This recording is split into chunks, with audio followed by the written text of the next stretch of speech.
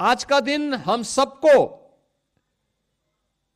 उन चेहरों को बेनकाब करने का भी एक अवसर दे रहा है जिन लोगों ने लोकतंत्र की आड़ में भारत के मूल्यों और आदर्शों को अपने स्वार्थ की बलि चढ़ाने का कुत्सित प्रयास किया। यही तो कांग्रेस करती रही और आज भी उसी मार्ग पर कांग्रेस हो या समाजवादी पार्टी हो या आरजेडी हो या उनके सहयोगी दल हो, उसी मार्ग का अनुसरण कर रहे हैं। कैसे कांग्रेस ने 25 जून 1975 के बाद लगातार न केवल विधायिका को बल्कि न्यायपालिका और कार्यपालिका के अधिकारों को बंधक बना दिया था। मीडिया जो लोकतंत्र के चतुर्थ स्तंभ के रूप में मानी जाती है, सेंसरशिप के माध्यम से उनकी बिजली काट दी गई। उस समय विजुअल मीडिया नहीं था, सोशल मीडिया नहीं था, लेकिन प्रिंट मीडिया की प्रिंटिंग के मार्ग में कैसे बाधाएं खड़ी करने का प्रयास किया था। जनसत्ता के बारे में कहते हैं, उन्होंने जो अपनी पूरा संपादकीय कॉलम था ब्लैंक छोड़ा था, विरोध में ब्लैंक छोड़ा था।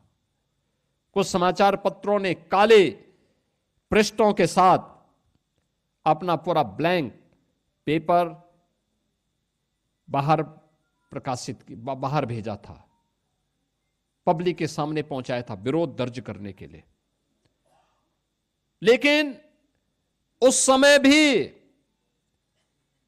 बहुत सारे लोग ऐसे थे जो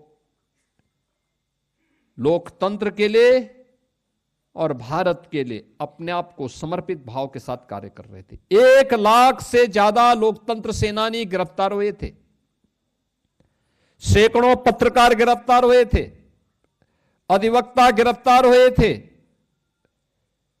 समाज के अलग अलग तबके के लोग, क्या चिकित्सक, क्या शिक्षक, क्या अधिवक्ता, क्या किसान, क्या नौजवान, क्या विद्यार्थी, क्या महिला, क्या पुरुष, इन सभी ने बढ़ चढ़ करके लोकतंत्र को बचाने के लिए अपनी पूरी ताकत लगाई।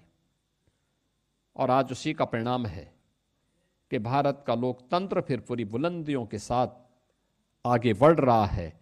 और अब तो बुलंदियों के साथ क्या, भारत जब हम काले अध्याय, देश के संविधान को कलंकित करने वाले इस अध्याय के 50 वर्ष पूर्ण होने पर इस संगोष्ठी का हिस्सा बन रहे हैं। बहनों और भाइयों, बहुत सारे प्रश्न हम सबके सामने हैं और प्रश्न वही, क्या उस कांग्रेस को, उस समाजवादी पार्टी को, उस आरजेडी को जिन्होंने संविधान का गला स्वयं घोंटा था और जब भी अवसर मिला परिवारवाद के लिए, सत्ता स्वार्थ के लिए संविधान का गला घोंटने में किसी प्रकार की कोई कोताही नहीं बरती, क्या उनको संविधान की दुहाई देने का कोई अधिकार है या नहीं है? और बहनों और भाइयों, अगर नहीं है तो यह प्रश्न जनता के द्वारा इन लोगों से पूछा जाना चाहिए, किस मुंह से यह संविधान की दुहाई देते हैं? जब इनको अवसर मिला था तो इन्होंने स्वयं ही उसका गला घोंटने का काम किया था। लगातार बाबा साहब भीमराव अंबेडकर के संकल्पों को तुषारपात करते रहे, लगातार ये लोग उन कृत्यों को करते रहे।